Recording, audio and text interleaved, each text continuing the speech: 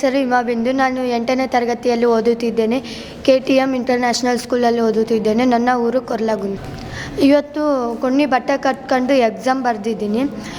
ಇದು daily ಮನೆಯಲ್ಲಿನೂ practice ಮಾಡ್ತಾಯಿದ್ದೀನಿ. 14 years ಆಯ್ತು ನಾನು ಇದು ಕಲಿತು ಆನ್ಲೈನಲ್ಲಿ. ಪದ್ಮನಾಭ್ ಗುರೂಜಿ ಅಂತೇಳಿ ಅವ್ರು ಕಲಿಸ್ಕೊಟ್ಟಿದ್ದಾರೆ. ಏನೇ ಒಂದು ಫೋಟೋ ಕೊಡಲು ಅದು ಸ್ಕ್ಯಾನ್ ಮಾಡ್ತೀನಿ, ಅದು ಫೋಟೋ ಯಾವುದು ಅದೆಲ್ಲ ಹೇಳ್ತೀನಿ.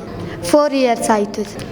ಮಾಮೂಲು కొన్ని ಬಟ್ಟೆ ಕಟ್ಕೊಂಡಾಗ ಶಿವನಿಗೆ 3ನೇ ಕಣ್ಣು ಅಂತ ಇರುತ್ತೆ. ಅದು ಯಾರಿಗೂ ಇವಾಗ ಮನುಷ್ಯರಿಗೆ ಕೂಡ ಇರುತ್ತೆ, ಅದು ಯಾರಿಗೂ ಓಪನ್ ಆಗೋಕ್ಕೆ ಸಾಧ್ಯನೇ ಇಲ್ಲ. ಸಾರ್ ಹೇಳ್ಕೊಟ್ರು, ಅದು ಮಂತ್ರ ಮಾಡಿ ಎಲ್ಲ ಮಾಡಿ ಪ್ರಾಕ್ಟೀಸ್ ಮಾಡೀನಿ. ಒಂದು ಮಂತ್ರ ಹೇಳಿರ್ತಾರೆ, ಅದನ್ನು ಅನ್ಕೊಂಡ್ರೆ ಎಲ್ಲ ಆಗ್ತೈತೆ. ತಾಟ್ರಕ ಮತ್ತು ಭಸ್ತ್ರಿಕ ಅಂತೇಳಿ ಇಂಥ ಪ್ರಾಣಾಯಾಮ ಎಲ್ಲ ಹೇಳ್ತಾರೆ, ಅದೆಲ್ಲ ಮಾಡಿದ್ರೆ ಇದಾಗ್ತೈತೆ. ಅವಾಗೆಲ್ಲ ಹಳೆ ಕಾಲದಾಗೆಲ್ಲ ಕಲಿತಿದ್ರು ಸರ್ ಗಾಂಧರ್ವ ವಿದ್ಯೆ ಅಂತ. ಮುಂದೆ ನಾನು ಡಾಕ್ಟರ್ ಆಗ್ಬೇಕಂತ. Yellow color. Very good. Blue color. Very good. Green color. Very good. Pink color. Very good.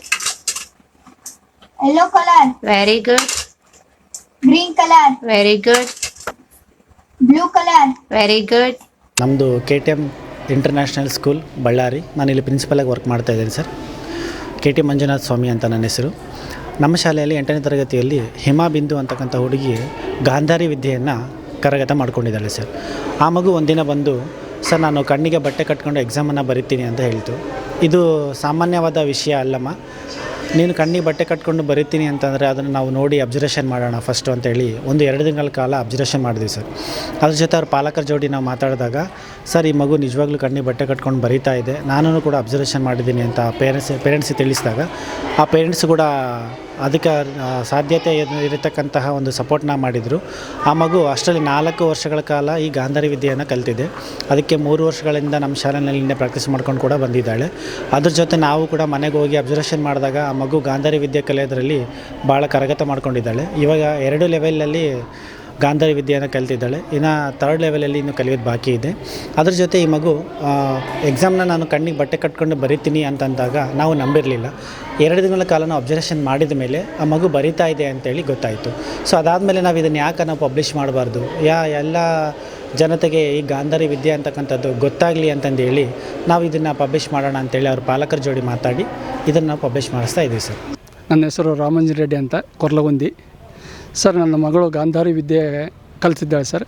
ಅದರಲ್ಲಿ ಗಾಂಧಾರಿ ವಿದ್ಯೆ ಅಂದರೆ ಕಣ್ಣಿಗೆ ಬಟ್ಟೆ ಕಟ್ಟಿಕೊಂಡು ಕೊಟ್ಟಂಥ ವಸ್ತುಗಳನ್ನು ಗುರುತಿಸ್ಬೋದು, ಸೈಕಲ್ ತುಳಿಬೋದು. ಮತ್ತು ಇವತ್ತು ನನ್ನ ಮಗಳು ಹೊಸ ಸಾಧನೆ ಅಂತ ಎಕ್ಸಾಮ್ ಬರಿತೀನಂತ ನನ್ನ ಹತ್ರ ಕೇಳ್ಕೊಂಡಾಗ, ಎಸ್ ಬರೀ ಅಂತಮ್ಮ, ಅದಕ್ಕೇನಿಲ್ಲ, ನಾನು ಸಾರ್ ಹತ್ರ ಮಾತಾಡ್ತೀನಿ ಅಂತ ಸಾರ್ ಹತ್ರ ಬಂದು ಮಾತಾಡಿದ ಮೇಲೆ ಅವಳಿಗೆ ಸಾರು ಒಪ್ಕೊಂಡ್ರು. ಇವತ್ತು ಎಕ್ಸಾಮ್ ಬರ್ತಿದ್ದಾಳೆ. ಎಕ್ಸಾಮ್ನಲ್ಲಿ ಚೆನ್ನಾಗಿ ಬರೆದಿದ್ದಾಳೆ. ಆ ಹುಡುಗಿ ಫಸ್ಟು ಈ ವಿದ್ಯೆ ಕಲಿತಕ್ಕಿಂತ ಮೊದಲು ಭಾರಿ ಡಲ್ಲಿದ್ಲು.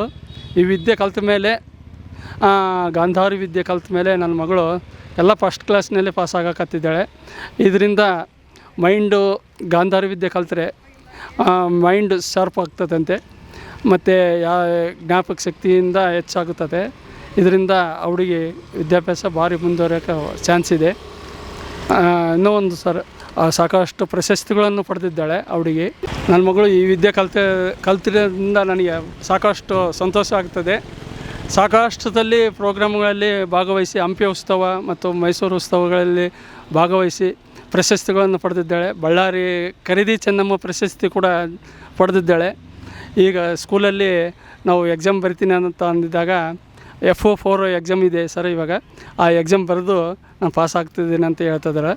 ಇದರಿಂದ ನನಗೆ ತುಂಬ ಸಂತೋಷ ಆಗ್ತದೆ ಸರ್. ನನ್ನ ಮಗಳು ಇಂತಾಗ ಒಂದು ವಿದ್ಯೆ ಕಲಿತು ಹೆಸರು ತಂದಿದ್ದಾಳೆ ಸರ್. ನಮಗೆ ಭಾಳ ಸಂತೋಷ ಆಗ್ತದೆ ಸರ್. ಬಳ್ಳಾರಿಯ ನಿರಂತರ ಸುದ್ದಿಗಾಗಿ ಬಳ್ಳಾರಿ ಬೆಳಗಾಯಿತು ಚಾನೆಲ್ನ ಸಬ್ಸ್ಕ್ರೈಬ್ ಮಾಡಿ ಹಾಗೂ ಬೆಲ್ ಐಕಾನ್ ಒತ್ತಿ.